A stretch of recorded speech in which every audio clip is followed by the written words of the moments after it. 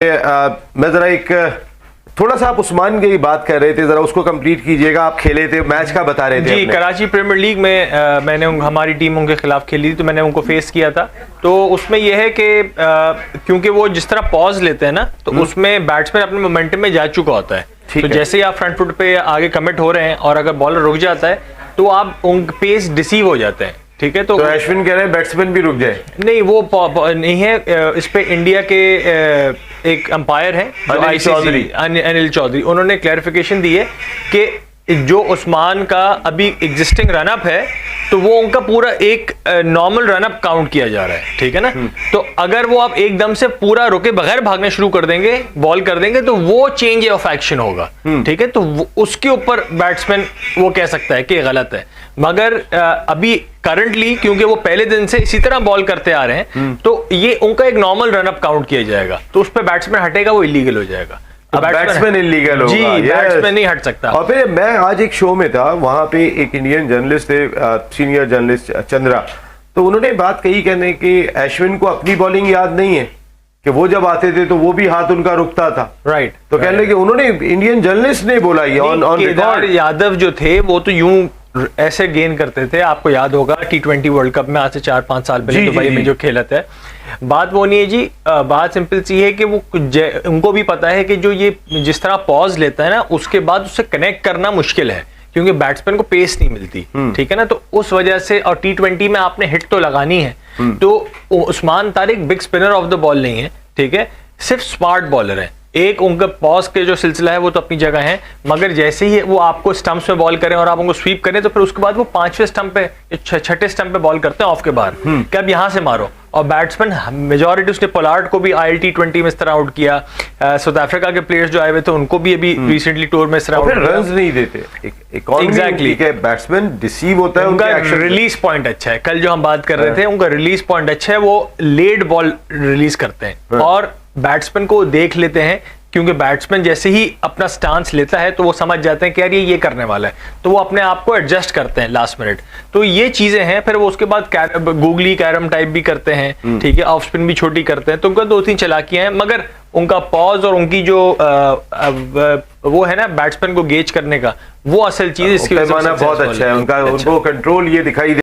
देखें, साइम अयूब की सबसे अच्छी बात यह है कि वो फ्लैम्बॉयंट है। ठीक है, और वो टेंशन नहीं लेते कि बॉलर कौन है सामने। अगर उनका दिन है और उनको बॉल कनेक्ट हो रहा है तो वो अच्छे से अच्छे बॉलर को, मिचेल स्टार्क हो या हार्दिक पांड्या हो या बुमराह हो, वो उनको अब पूरे शॉट्स मारते हैं, मेरिट पे खेलते। मेरिट क्या, वो मेरिट खुद बनाता है, बिकॉज वो ऑफ के बॉल को भी फ्लिक कर लेते हैं, नो लुक शॉट भी खेल लेते हैं। तो ऐसे गेम्स में और इंटरनेशनल क्रिकेट में जो पे स्ट्रेस और नहीं लेते ना, जो सिचुएशन में प्रेशर में नहीं आते, वो ही उभरते हैं। ये चीज एक थी फखर जमान के साथ। फखर जमान मुझे लगता है थोड़ा सा बैड पैच नहीं कहूंगा, मगर उनको अंडर यूटिलाइज किया हुआ है, बिकॉज उनका नंबर स्टेबल नहीं है। कभी स्टार्टर भी है वो 6-7, शुएब भाई कहते हैं अक्सर ये बात, 5-6 बॉलें बैट्समैन के लिए कोई मसला नहीं, मगर वो बहुत अच्छी स्ट्राइक रेट पे खेलते हैं और फखर ने टाइम टू टाइम बड़े इनिंग्स, बड़े सिचुएशंस में खेली हैं। तो बात ये, सीनियर्स को या फखर जैसे प्लेयर को आप अंडरमाइन कर लें। अच्छा, मैं चाहता हूं कि हमारे पास जितना टाइम है सर, अपने 11 बताइए। देखिए, ख्वाजा नाफे नो डाउट एक बहुत अच्छा टैलेंट है,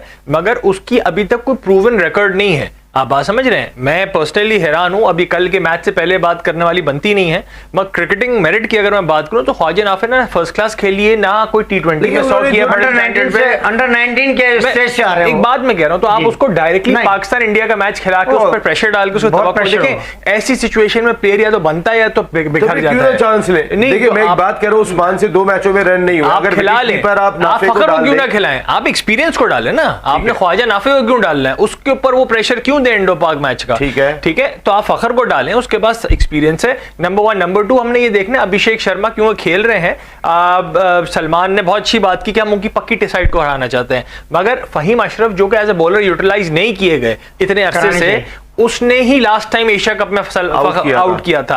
और फहीम अशरफ BPL के अंदर भी बहुत अच्छी बॉल करते आ रहे हैं। तो फहीम अशरफ की बॉलिंग कल जरूरत पड़ सकती है मेरे ख्याल से। नंबर 2, सलमान मिर्जा, देखें ये पेस वेरिएशन पे आउट होंगे। आपके 11 ये पेस वेरिएशन पे आउट होंगे, मैं आपको अभी बता दूं। आपके 11 क्या है मुझे बता दें काउंट करके। साइम अयूब, फरहान साहबजादा 2, फखर जमान 3, बाबर आजम सलमान अली आगा, उसके बाद मोहम्मद नवाज, फ़हीम अशरफ, उसके साथ आपका शादाब खान, फिर अबरार अहमद, सलमान मिर्जा,